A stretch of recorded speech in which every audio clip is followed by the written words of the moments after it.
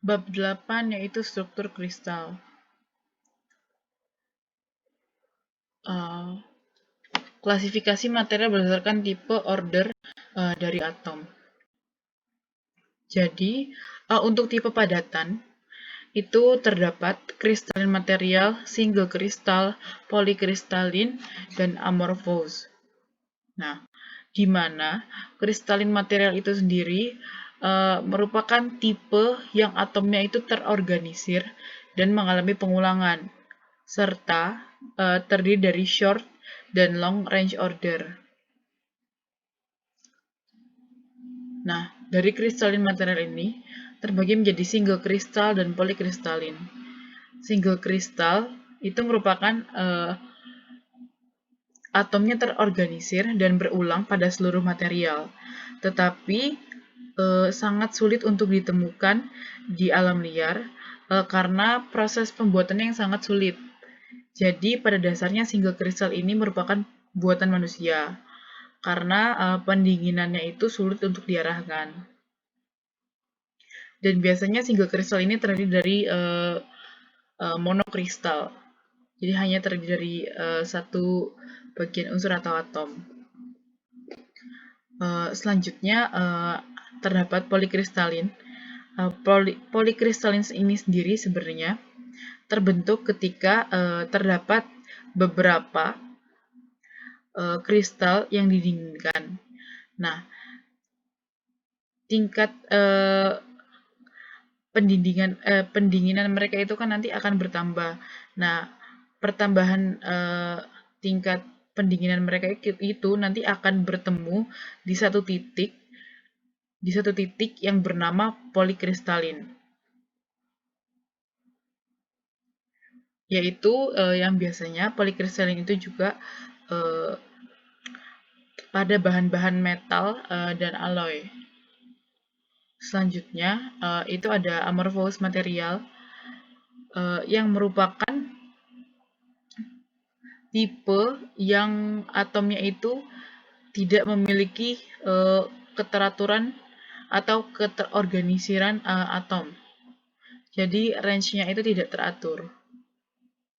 Contohnya ya amorphous-nya sendiri, plastik, glacis, dan sebagainya. Selanjutnya terdapat monoatomic gases dan liquid crystal yang pada dasarnya bukan merupakan tipe padatan. Nah, untuk monoatomic gases ini sendiri, yaitu seperti pada kasusnya gas-gas biasa, ini merupakan jenis-jenis dari ikatan-ikatan gas biasa yang monoatomik, dan biasanya ikatan itu sekunder atau van der Waals. Nah, untuk yang liquid crystal, dia itu memiliki short range order dan long range order in small volumes. Jadi pada dasarnya liquid crystal ini merupakan sesuatu yang berbentuk liquid tetapi memiliki order yang persis seperti kristalin. Nah, pada zaman dulu biasanya ini terletak pada LCD polymers, tapi sekarang mungkin penggunaan LCD sudah tertinggal, jadi lebih penggunaannya pada seperti LED.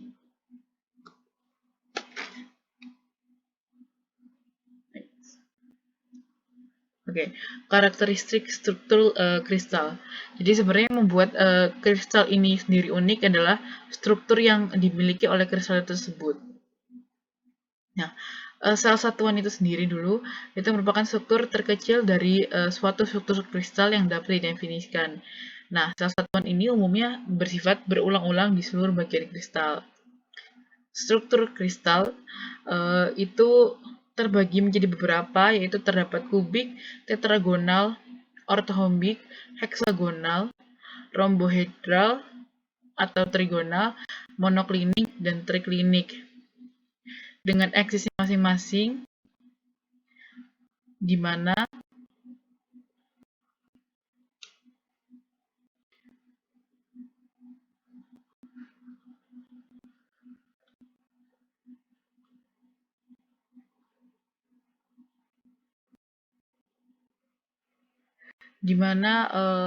arah ke depan sini, arah ke depan X, sini Y, dan sini Z, yaitu di sini bernilai A, di sini bernilai B, susah, dan di sini bernilai C. Jadi untuk arah X itu bernilai A, ke arah Y itu bernilai B, dan ke arah Z itu bernilai C. Nah, dengan karakteristik aksisnya masing-masing, kalau kubik itu seperti pada contoh di bawah sini, biasanya kubik itu aturannya itu A dengan B dengan C itu nilainya sama. Jadi setiap sisinya itu bisa dikatakan bernilai A semua. Kalau yang orthohombic ini biasanya antara nilai A, B, dengan C itu tidak ada yang sama. Jadi ketiga sisinya memiliki nilai-nilai yang berbeda, panjang-panjang yang berbeda. Dan yang heksagonal ini biasanya sesuai dengan aturannya, nilai A sama dengan nilai B, tetapi tidak sama dengan nilai C. Jadi alasnya itu seperti berbentuk persegi, tetapi tidak dengan tingginya atau selimutnya. Nah, untuk di kehidupan sehari-hari, contoh signifikan yang paling sering kita temukan bentuk-bentuknya yaitu menggunakan simple kubik, body center kubik, dan face center kubik.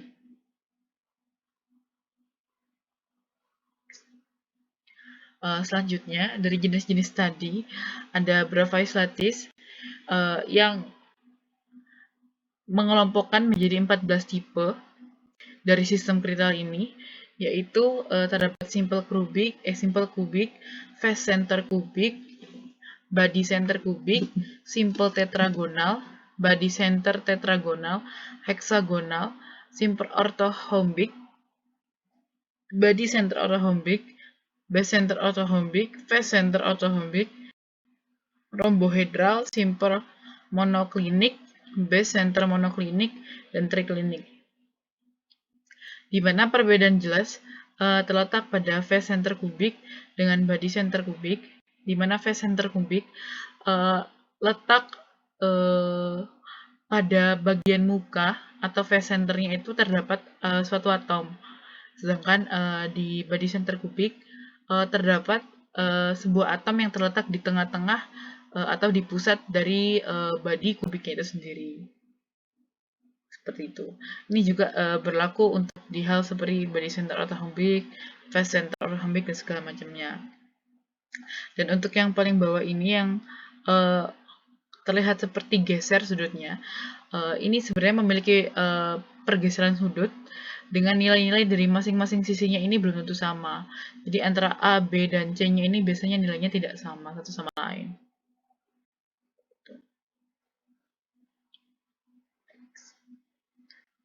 Untuk tipe yang pertama itu body center kubik. Body center kubik ini biasanya terdapat pada atom atau unsur-unsur MO, NB, Cr, W, dan V, serta Fe atau besi yang berada di bawah 910 derajat dengan timah yang berada di atas suhu 883 derajat Celcius. Nah, jumlah nomor atomnya ini merupakan 1 ditambah 8 dikali 1/8 sama dengan 2. Ini kan 1 sama dengan 2. Nah, 8 kali 1/8 ini dilihat dari ini terdapat 8 potongan lingkaran yang besarnya tentunya 1/8 lingkaran yang terletak di pinggir atau sisi-sisi dari dari kubik ini, dan terdapat satu lingkaran full di tengah-tengah. Oke, selanjutnya bilangan koordinasi sel satuan atau CN atau coordination number yang dimiliki oleh body center kubik merupakan 8. Selanjutnya bidang gesernya memiliki 6 bidang geser dengan close back direction atau sama dengan diagonal kubus. Dengan kita dapat mencari panjang sel satuannya itu dengan rumus A sama dengan 4/3/3R. Oke.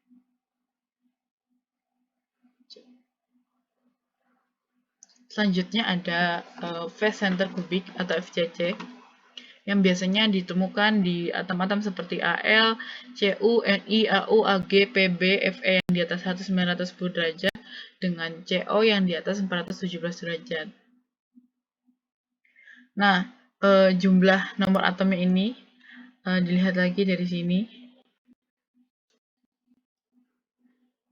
Lihat lagi dari sini dengan terdapat 6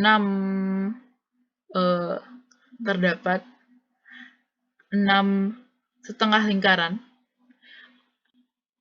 dan 8 potongan 1/8 lingkaran yang memenuhi satu kubik ini. Oke. Habis itu untuk phase center kubik ini memiliki nilai bilangan koordinasi atau coordination number 12 dengan bidang geser 12 di mana diagonal pada muka sel satuan. Dengan panjang sel satuan bisa kita dapat dari A sama dengan 2 akar 2R.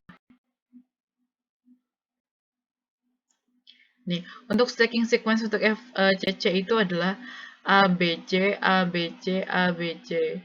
Jadi bidang ketiga ditempatkan di atas lubang yang berbentuk oleh bidang pertama yang tidak tertutupi oleh bidang kedua.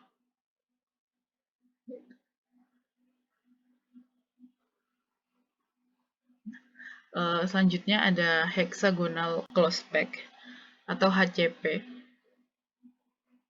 HCP ini biasanya juga ada di atom magnesium, zinc, Zr, Cd, Ti yang di bawah 883 derajat Celcius dan Co yang di bawah 417 derajat Celcius.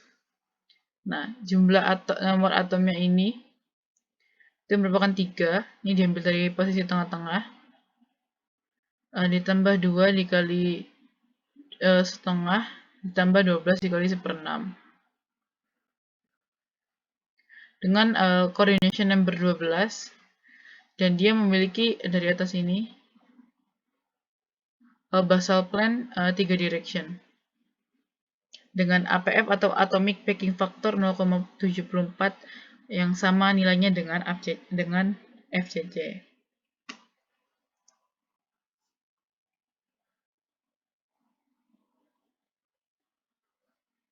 Selanjutnya atomic packing factor.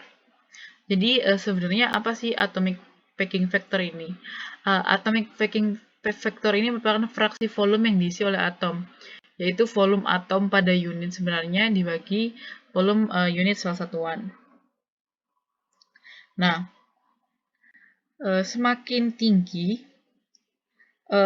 nilai atomic packing factor ini menunjukkan bahwa benda tersebut semakin ulet. Di sini terdapat BCC, FCC, dan di sini terdapat structure yang tadi ada simple kubik, body center kubik, phase center kubik, dan hexagonal close pack.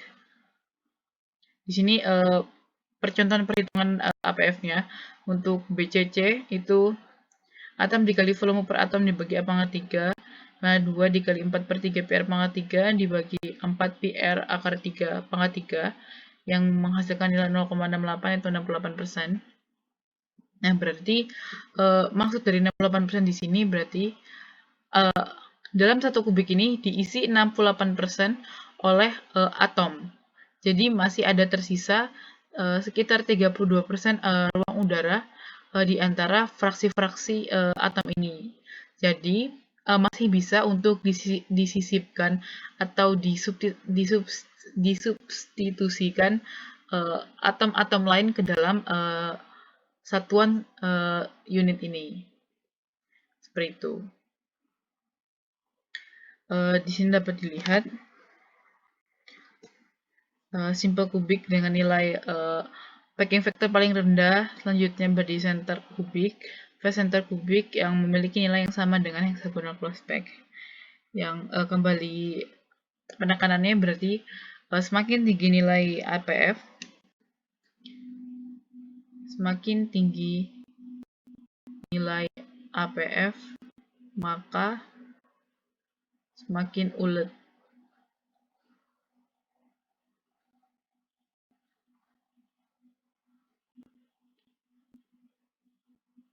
maka semakin ulet atom tersebut. Seperti itu. Nah, selanjutnya adalah sistem kristal. Sistem kristal ini sel satuan didefinisikan dengan ukuran sel satuan dan sudut antar sisi sel satuan. Nah, di sini ukuran sel satuan itu yaitu di sini ada A, ada B, ada C, ya di mana B itu sesuai dengan arah aksis Y, dan A itu arah aksis X, dengan C arah aksis Z, dengan sudut antar sisi sel satuan yaitu alfa, beta, gamma yang terdapat di dalam kubik tersebut. Selanjutnya, pengaruh arah bidang dan bidang geser kristal. Patah getas muncul pada bidang tertentu. Sifat elastis dari struktur kristal tergantung dari arah pembebanan. Jadi, elastis tingkat keelastisan dari struktur kristal juga itu salah satunya dipengaruhi oleh arah pembebanan kita terhadap kristal tersebut. Selanjutnya, deformasi permanen muncul karena proses pergeseran sliding antara bidang kristalnya. Jadi, deformasi yang permanen itu sebenarnya, atau kerusakan yang permanen itu, atau perubahan yang permanen itu bisa muncul karena terdapat proses pergeseran atau sliding antara bidang kristalnya. Selanjutnya, sifat keulatan yang rendah pada magnesium disebabkan oleh struktur sel satuannya yang HPC, di mana kristalnya tidak simetri. Selanjutnya ini kubik, ini sesuai aturan yang tadi. Oke, bisa di next. Selanjutnya arah kristal. Arah kristal. Arah kristal yang masih seperti panah ini sebenarnya bisa kita lihat secara langsung sesuai dengan direction dari panah-panahnya. Misalkan kita ambil contoh dari yang ini. Ini kan dari yang ini dulu. Ini ada panah merah sekitar sini. Dengan projection terhadap X-nya itu kan berarti kan kita ambil start point-nya dari sini.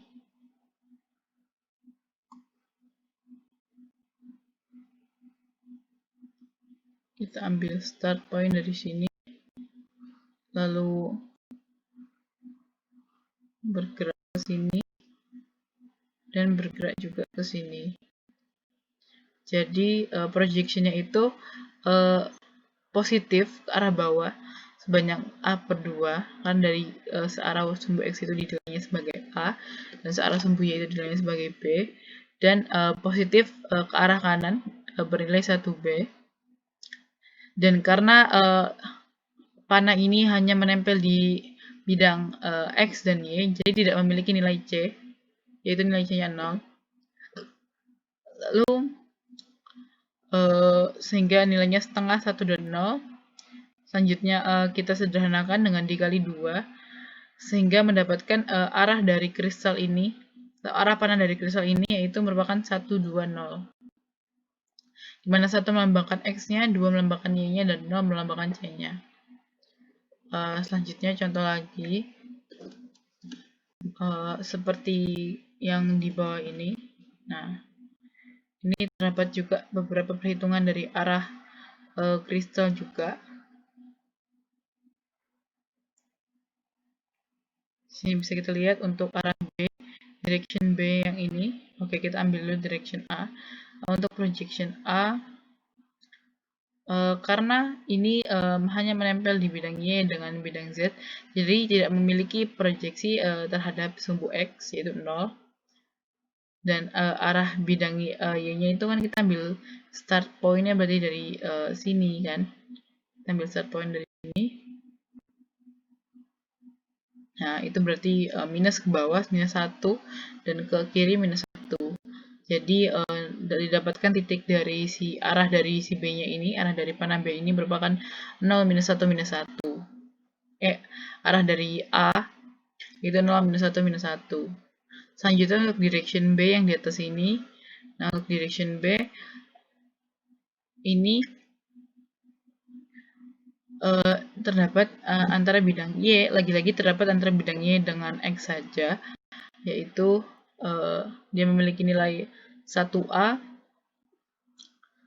karena arahnya positif ke depan, tapi karena sifatnya itu dari kiri ke kanan, itu sehingga nilainya minus untuk Y-nya yaitu minus setengah B, dan sehingga mendapatkan titiknya itu 2, min 1, dan 0. Gitu.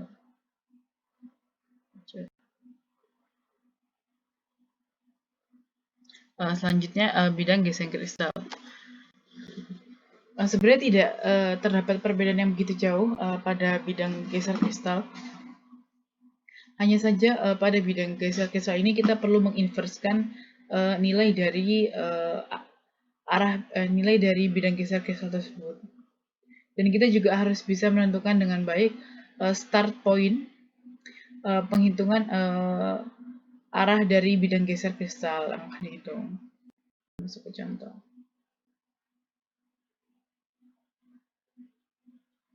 Nah, untuk bidang geser yang pertama ini dapat dilihat kita mengambil start point dari titik sini. Nah, kita ambil start point dari titik sini. Nah, di situ untuk arah A ini kan lurus kan, lurus dan terus-terusan. Jadi nilainya itu infinitif A. Lalu untuk nilai Y-nya,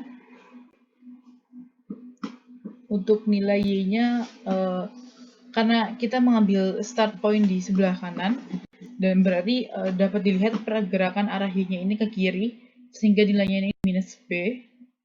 Dan untuk C-nya itu arahnya ke atas dan bernilai setengah karena tepat di tengah-tengah, jadi nilainya C per 2. Nah, untuk interseptnya berarti infinitif atau tak terhingga min 1 dan 1 per 2.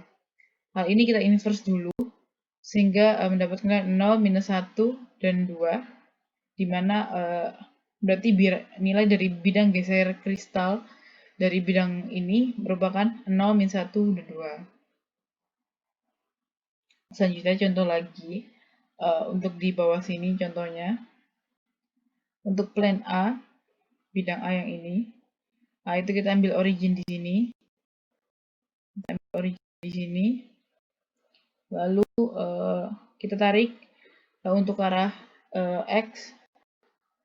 Di sini dia kan ke sini arahnya nih, ke sini, berarti 23A karena positif ke sini.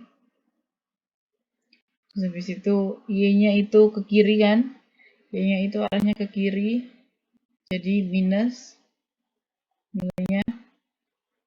Dan untuk Z-nya itu arahnya ke atas,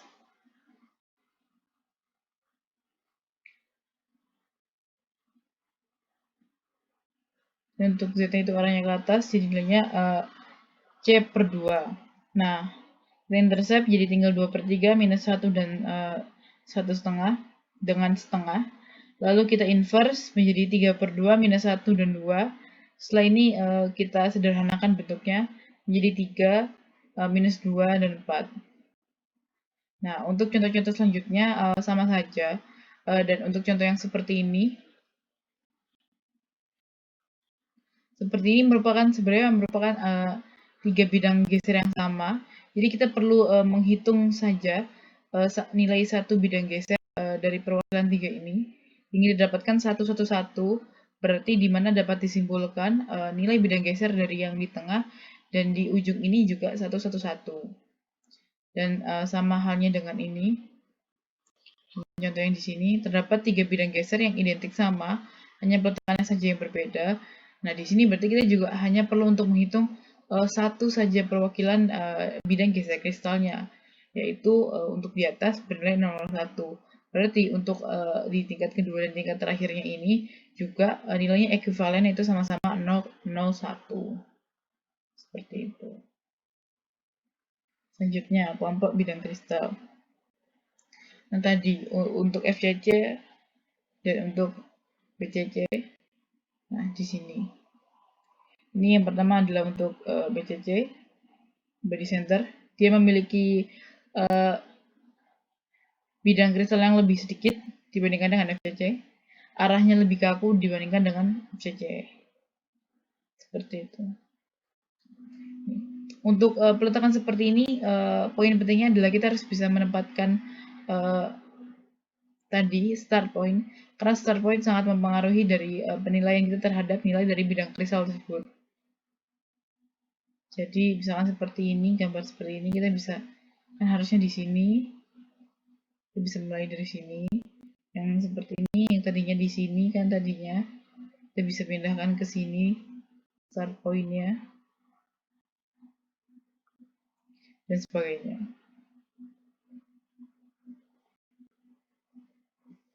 Oke, selanjutnya arah heksagonal, yaitu Miller-Brovai skema. Menggunakan untuk arah heksagonal ini menggunakan 4 indeks, yaitu H, K, I, dan L, di mana nilai I-nya itu sama dengan minus H plus K.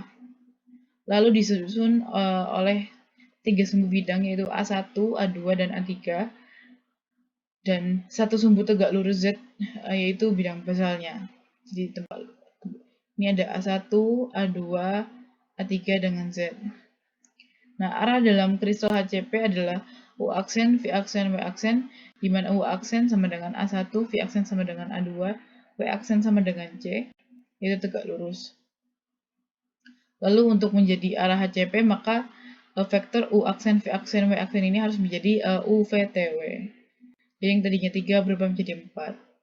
Nah, di sini terdapat rumus-rumusnya, di mana U sama dengan 1/3 dikali 2 U aksen dikurang V aksen, di mana V sama dengan 1/3 dikali 2 V aksen dikurang U aksen, di mana T sama dengan minus U ditambah V, dan W sama dengan W aksen.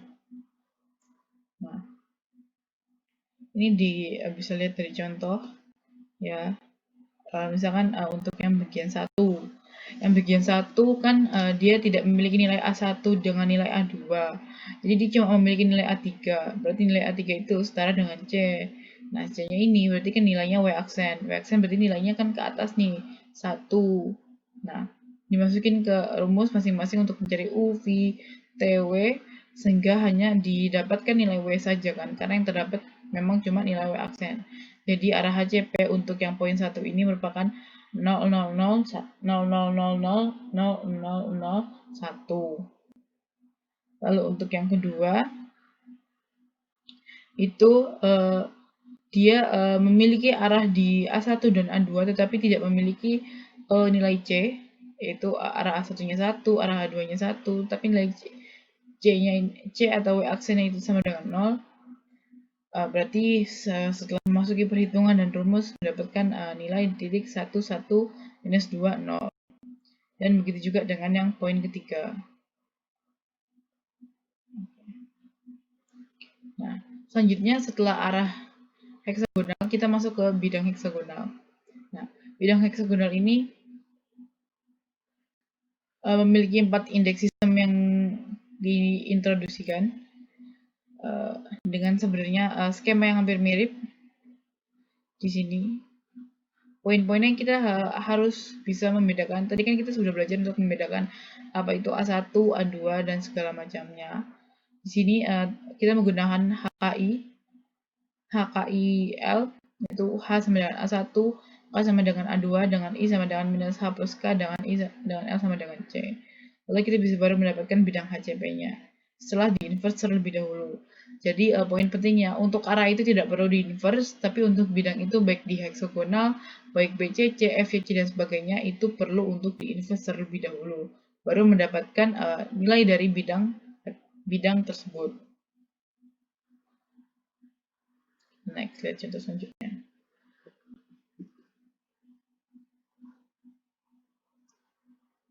Nah, contoh berarti kita lihat dari contoh sekarang. Misalkan untuk bidang yang B, untuk tipe B ini ya. Nah, dia memiliki nilai H sama dengan A1. Ya Allah. A sama dengan A1 berarti untuk ke arah A1-nya karena arahnya minus, jadi minus 1 A1 dengan A2-nya itu by the way B itu yang bawah sini ya. Enggak, B itu bener yang ini ya. Oke. Nah, jadi intinya dimasukkan ke rumus, diidentifikasi nilai A1 A2-nya dimasukkan ke rumus, lalu nanti kita bisa setelah kita inverse kita akan bisa mendapatkan bidang HCP-nya yang terdiri dari 4 vektor.